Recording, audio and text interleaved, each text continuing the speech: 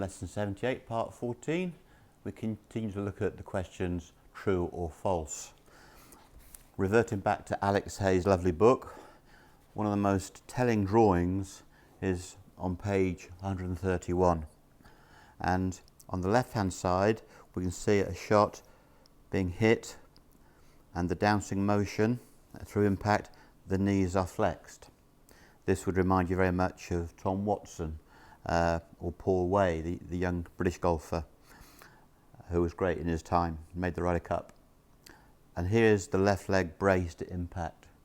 Now, I started playing golf in 1972, and you can still find teaching manuals that talked about hitting against a firm left side, a braced left side. And it was the throwback to the days of hickory. When you brace the left side, the club face closed. It just meant that through impact, our club face was square for about a nanosecond. It was rolling. The Americans, however, Sam Snead, Byron Nelson, Tom Watson, they understood constant knee flex. So, true or false, should the knees straighten in golf?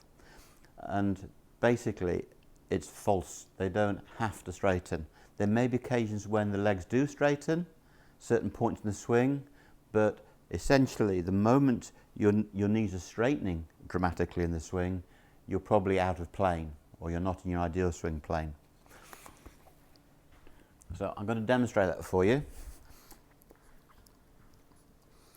On the left-hand picture, we just looked at it, we were seeing a golf swing that would have been a la Tom Watson. The knee flex is constant, the club face is not rolling, the club face is square for a long time, and in the end of the swing, the weight has shifted onto not just the left shoe, but the edge of the left shoe, and my knee is flexed.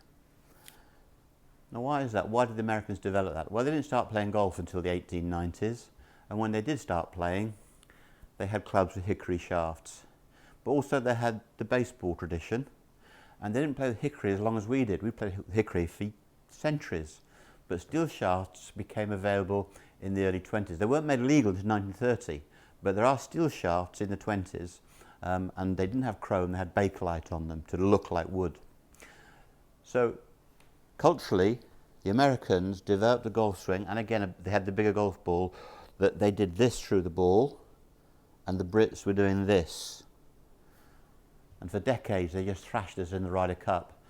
But because of various teaching schools of thought, Alan Ledbetter and people like that, and plus the European influence, you'll see that the golf swing has changed in the way it's taught, particularly this side of the pond. So let me hit you a shot with the old-fashioned leg action. So here we go. I'm going to get my left hand to jump, and I'm going to release the shot with the left leg jumping.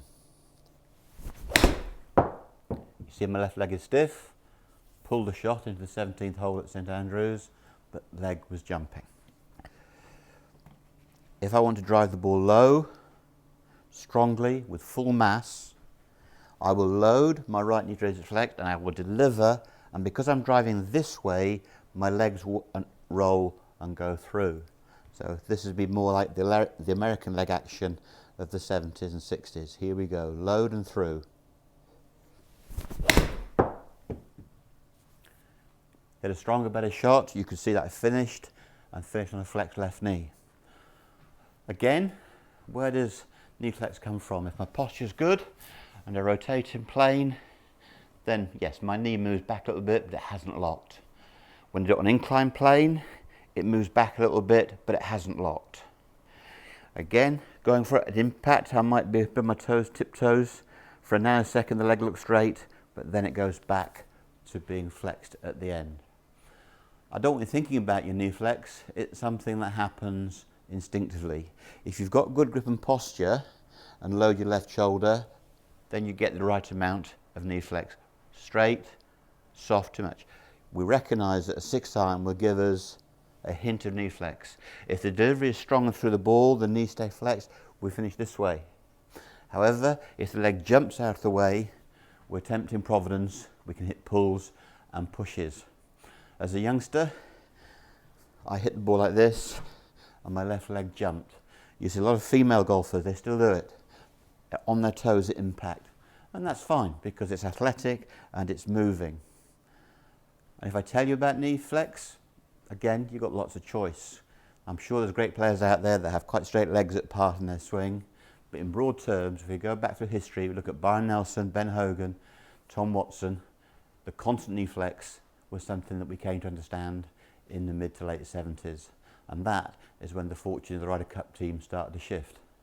Apart from the fact that Europe were helping us, of course, with Seve Ballesteros. So, knee flex, true or false? The answer is yes. You have some knee flex throughout the swing. You don't have stiff legs or stiff knees.